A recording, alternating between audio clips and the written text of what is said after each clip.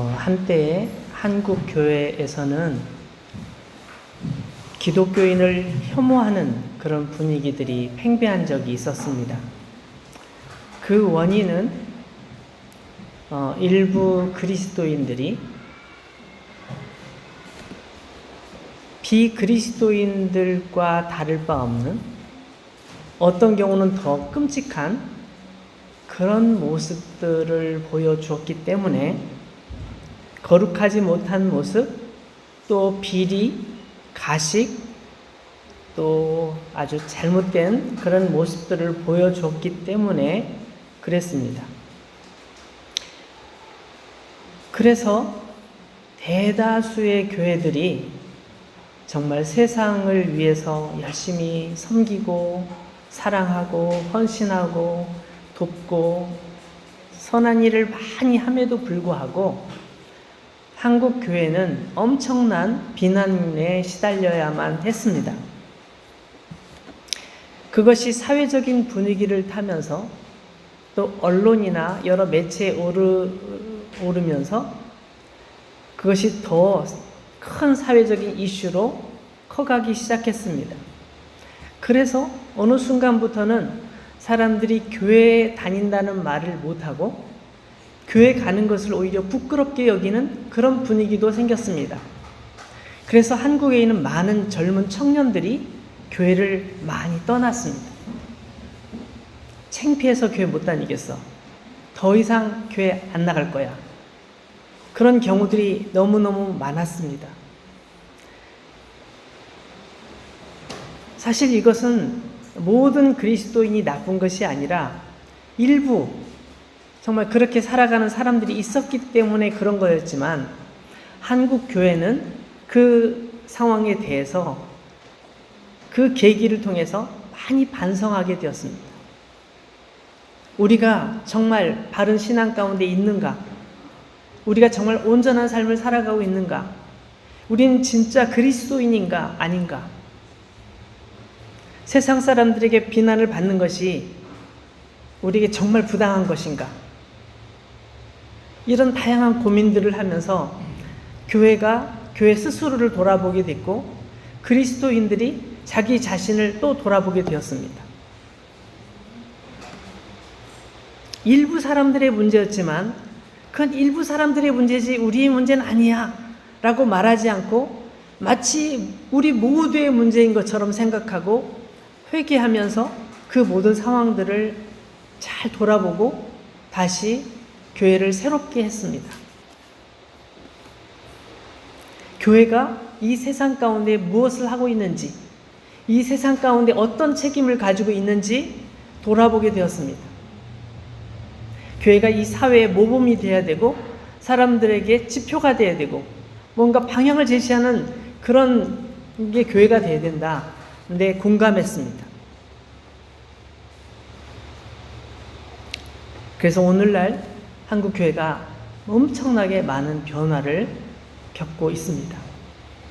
근데 여러분, 이것은 오늘날의 문제뿐만 아니라 옛날 이 세상 사람들이 기독교를 혐오하는 이거는 아주 예전에 예수님 당시, 또 예수님께서 십자가에 죽으셨다가 부활하셔서 승천하시고 이 세상에 안 계신 그 상황 속에서 그때도 역시 이런 일들이 많이 있었습니다. 그 당시에 많은 세상 사람들이 기독교인을 싫어했습니다.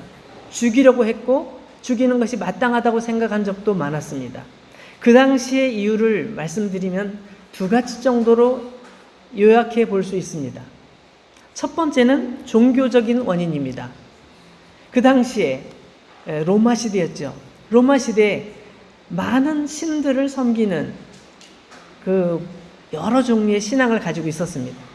여러분, 그리스 신화, 로마 신화 여러분 재밌게 읽어보셨을 텐데, 그 당시에는 그 신들이 진짜 실존하는 신이고 믿음의 대상이었습니다. 그래서 단지 옛날 이야기처럼 읽는 게 아니라 실제 신이라고 생각하고 그들을 섬겼습니다. 그러다 보니 다양한 신들이 많이 있다 보니 서로 존중해 줍니다. 당신이 제우스를 섬긴다고? 존중해 줄게. 난 아데미를 섬기는데 나도 존중해줘. 서로 존중해주고 서로 그렇게 인정해줬던 거죠. 근데 그리스도인들은 그러지 않았습니다.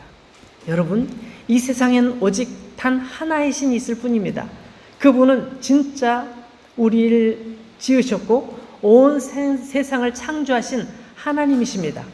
오직 하나님만이 세상을 창조하셨고 진정한 신이시고 그분이 하신 말씀이 진리입니다. 라고 계속 얘기했습니다. 아, 그래도 그렇지. 서로 존중해 주는 게 좋은 거 아니야? 제우스 신이 있다고 얘기해줘. 있을 수도 있잖아. 아닙니다. 이 세상에 그런 신들은 다 만들어진 신이고 참 신은 오직 하나님밖에 없으십니다. 그리스도인들은 계속 그렇게 얘기를 했습니다. 사람들이 싫어하는 거예요. 아니, 저 사람들은 도대체 뭔데 다른 신들을 인정하지 않고 그렇게 고집을 피워. 근데 그 당시에 또 하나, 로마 시대는 로마 황제를 신으로 숭배했습니다. 통치자의 입장으로는 자기 자신을 신으로 인정하게 되면 굉장히 통치하기가 편합니다. 신이니까 모든 것을 알고 모든 것을 통치할 수 있고 능력이 막강하기 때문에 나를 따르라, 이렇게 말할 수 있는 거잖아요. 그러니까 통치하기가 너무 쉬워요.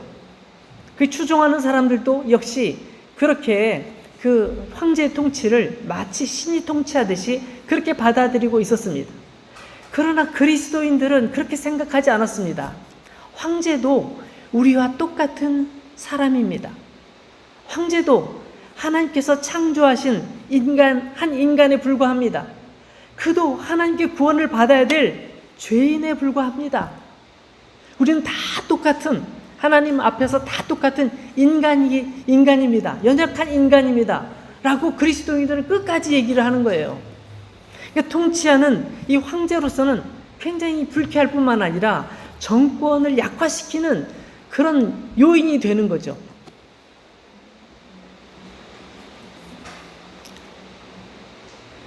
그래서 황제는 그런 상황을 느끼면서 이러면 안 되겠다. 이 기독교를 없애버려야 되겠다 생각하고 기독교를 박해하기 시작했죠. 두 번째, 또 다른 요인은 오해와 편견 때문이었습니다. 그렇지 않아도 그리스도인들이 싫은데 이상한 소문이 퍼졌습니다.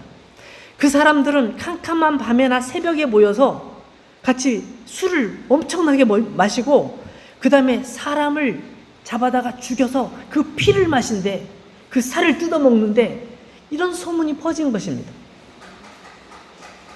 사실은 그게 아니었죠. 예수님께서 말씀하신 성찬식, 예수님께서 전해준 성찬식, 그래서 빵을 먹으면서 이것은 우리를 위해 죽으신 예수님의 살을 기념하는 거야. 포도주를 마시면서 이것은 우리를 위해 피 흘리신 예수님의 보혈을 우리가 생각하는 거야. 그래서 빵과 포도주를 그렇게 마신 거예요. 막 벌컥벌컥 막 부어라 마셔라 그런 게 아니라 예수님이 우리를 얼마나 사랑하셨는지, 우리를 위해서 얼마나 큰 희생을 당하셨는지 그걸 기념하기 위해서 성찬식을 하는 거였어요. 근데 사람들이 막 모인대, 밤늦게 캄캄한 새벽에 모여서 자기들끼리 모여가지고 막 하고 막 살을 뜯어먹는데 막 피를 마신대. 이런 소문이 퍼지니까 이런 사람들을 가만히 놔두면 안 된다는 소문이 퍼지기 시작한 겁니다. 사람들이 모여서 서로 남자 여자 구별하지 않고 모여서 함께 뭔가를 하는데 무슨 일을 하는지 모른대. 무슨 난잡한 뭔가를 하는지도 몰라. 그런 얘기를 하다가 난잡한 행동을 한대, 이렇게 바뀌어버리는 거죠. 그래가지고 이런 아주 사이비 집단은 없애버려야 돼 라고 하면서 박해가 더 강하게 된 거죠. 그러나 이것은 예수님을 잘 알지 못하는 사람들의 오해였습니다. 잘 알지 못하는 그 이교도 집단들이 부채질을 했고, 이게 분명히 이렇다, 저 종교는 없애야 된다라고 막 사람들에게 소문을 퍼뜨리면서 기독교는 정치적인 힘과 그런 종교적인 힘에 맞물리면서 큰 고난을 겪게 됐습니다.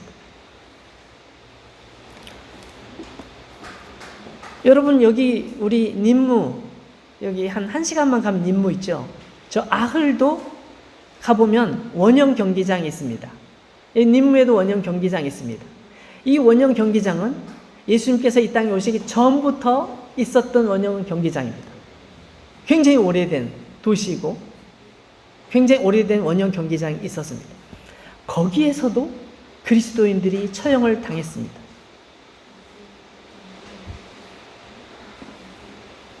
많은 사람들이 사자의 밥이 되기도 했고 높은 기둥에 매달려서 불태워 죽임을 당하기도 했고 아주 비참한 방법으로 죽임을 당한 사람들이 매우 많았습니다.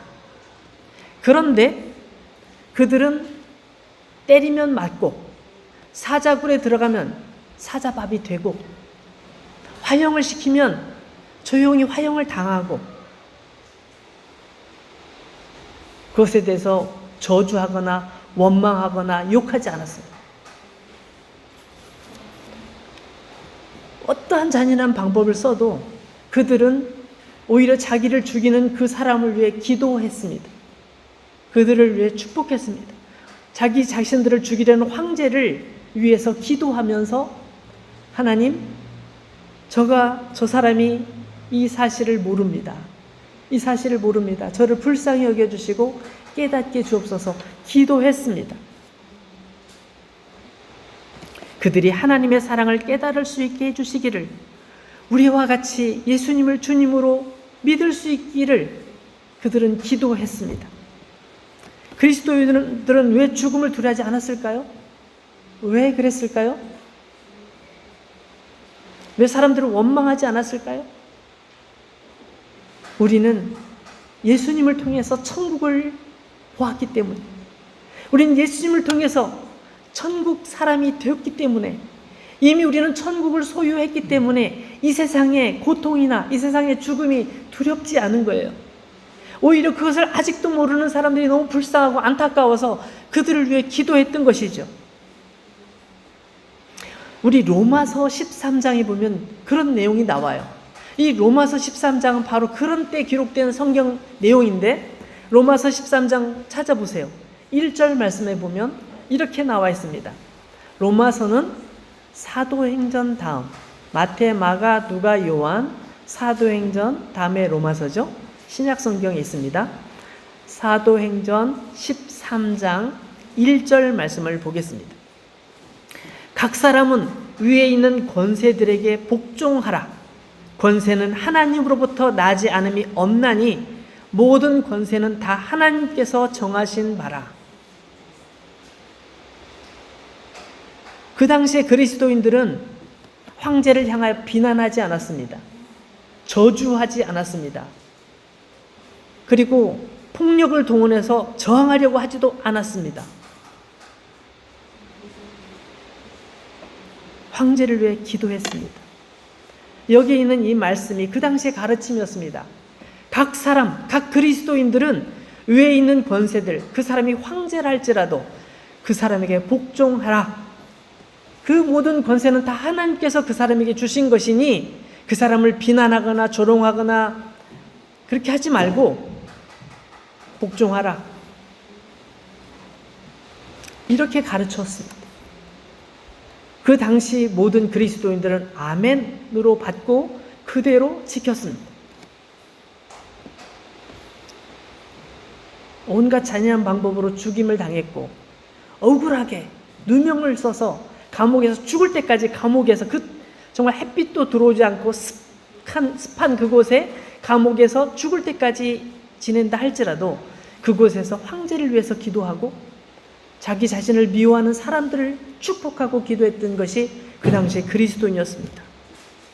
그 당시에 그런 박해에 비하면 오늘날의 우리는 너무 편한 거예요. 교회 다닌다고 누가 감옥에 넣는 사람 있습니까? 교회 다닌다고 죽이는 사람 있습니까? 물론 일부 나라에서 그런 나라들이 있어요. 지금도. 그래서 예수님을 믿으면 죽임을 당하는 그런 나라들이 아직도 있지만 대부분의 나라, 특히 우리가 있는 이 프랑스는 그런 일이 있을 수 없는 환경 속에 있습니다. 너무나 행복한 것이죠. 오늘 읽었던 19절 말씀을 한번 다시 보겠습니다.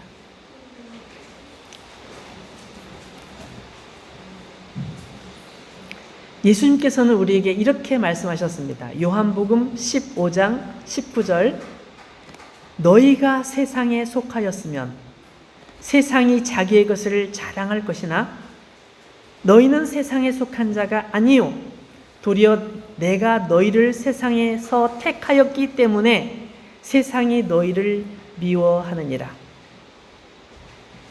예수님께서는 세상에 속한 사람과 세상에 속하지 않은 사람이 있다고 두 종류의 사람을 비교를 해서 말씀하고 계십니다. 세상에 속한 사람은 어떤 사람? 예수님을 모르는 사람이겠죠. 예수님과 관계없는 사람이겠죠. 근데 세상에 속한 사람은 세상이 너무너무 좋아해. 너무너무 좋아해. 넌 내 거기 때문에. 그런 거죠. 세상이 자기의 것을, 이렇게 돼 있잖아요. 자기 거니까. 제가 한국의 그 영화 중에 그 학교, 고등학교 뭐 그런 영화들 이렇게 가끔 보는데 볼 때마다 너무 마음이 아파요. 고등학교 학생들이 어떻게 그 학교 생활을 하는지 그거를 영화로 만들었는데 저는 그 영화가 고등학교 영화인지 조폭 영화인지를 모르겠어요. 정말 유명한 영화 있잖아요. 청소년 영화 중에 유명한 영화, 막 굉장히 많은 사람들이 봤던 영화들은 대부분 폭력 영화예요. 그래가지고 누가 학교에 싸움 그 짱인지, 예? 그거 뭐 학교끼리 싸우고 막 그러는 거 있잖아요. 얼마 전에도 유튜브를 넘어가다 그런 영화에서 잠깐 봤는데, 내가 학교 다닐 때 안 그랬는데, 우리 학교에도 제 반에도 그렇게 말썽꾸러기 친구들이 있었어요. 한두 명.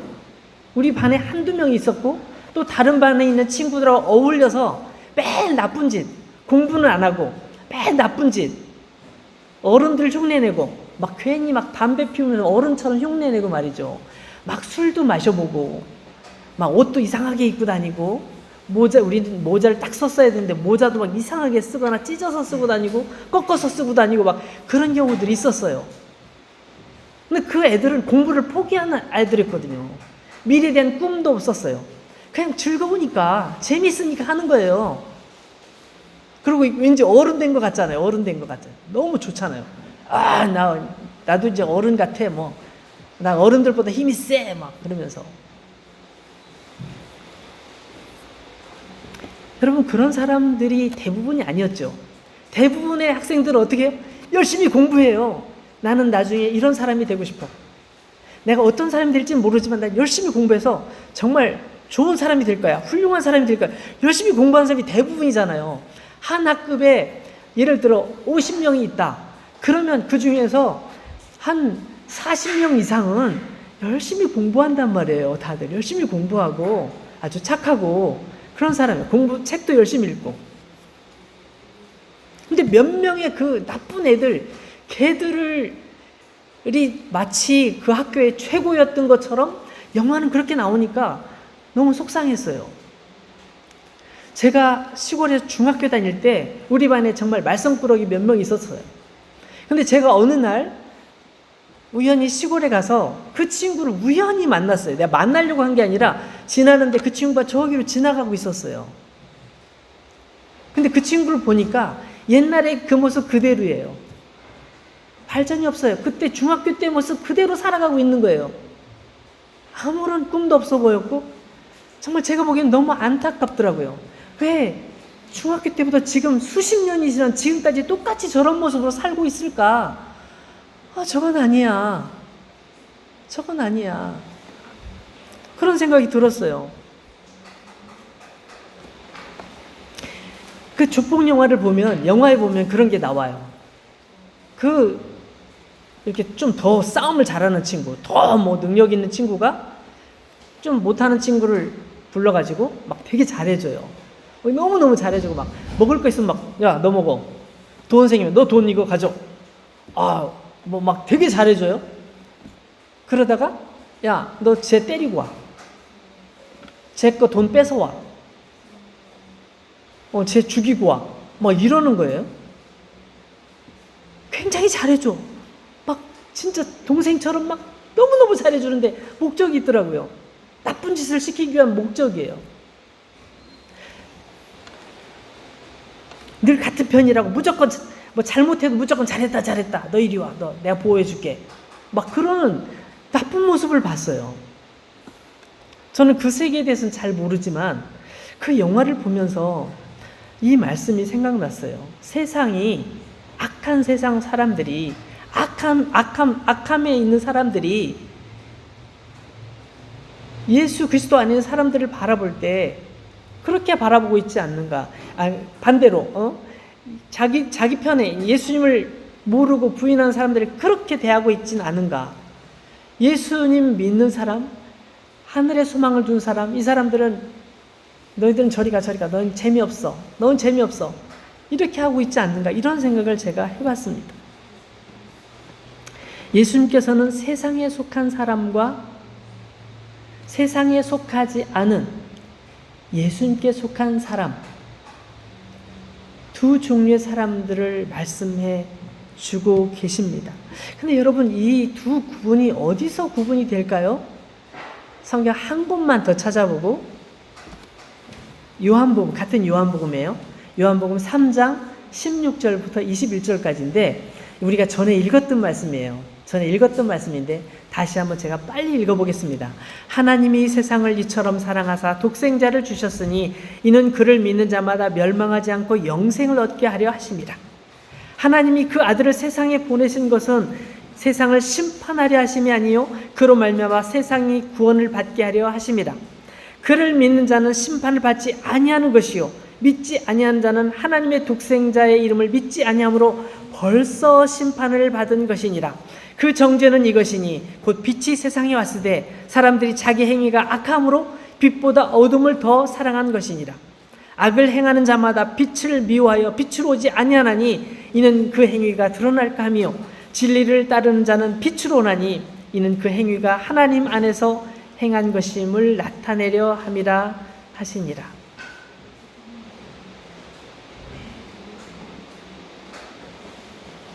어떤 사람은 빛을 미워해서 빛으로 오지 않고 어둠 속에 머무르려는 사람이 있고, 어떤 사람은 빛으로 나와요.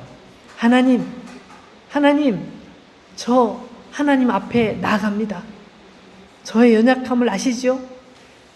저의 부족함을 아시죠? 근데 예수께서 저를 구원해 주셔서 주님 앞에 세워주셨어요. 이제 주님 앞에 열심히 살아가겠습니다. 주님 뜻대로 살겠습니다. 내가 부족해서 실패했지만 다시 일어나 주님 뜻대로 살기 위해 나가겠습니다. 이렇게 말하는 사람들은 빛으로 나가는 사람이에요. 나는 빛으로 살기 싫어. 나는 내가 하고 싶은 대로 살 거야. 내 멋대로 살 거야. 내가 하고 싶은 거 할 거야. 이런 사람들은 빛으로 오지 않는 것이죠. 예수님께서 세상에 속한 사람과 세상에 속하지 않은 예수 그리스도께 속한 사람을 이렇게 표현하고 있는 것입니다. 여러분은 세상에 속한 사람입니까? 아니면 예수님께 속한 사람입니까? 예수님께서는 이렇게 말씀하셨어요. 내가 너희를 세상에서 택했다 라고 말씀하셨어요. 그래서 내가 너희를 택했기 때문에 너희는 세상 사람이 아니야. 여러분, 우리가 세상에 살고 있어요. 예수님을 알든 모르든 모든 사람과 섞여서 살고 있지요. 그렇지만 예수님께서는 우리를 부르실 때 너희는 세상 사람들과 달라 라고 말씀하시는 거예요. 왜냐하면 예수님께서 택하여 불러내셨기 때문에.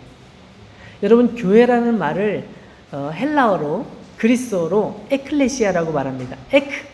에크 밖으로 그 다음에 밖으로 불러냈다는 뜻이에요. 밖으로. 그러니까 세상 밖으로 불러내서 그 사람들을 이렇게 한데 모아서 함께 있게 한 장소가 아니라 그 모임, 그것이 교회인 거예요. 에클레시아인 거예요. 하나님께서는 우리를 세상 밖으로 불러내셔서 세상과 속하지 않는, 세상에 살고 있으나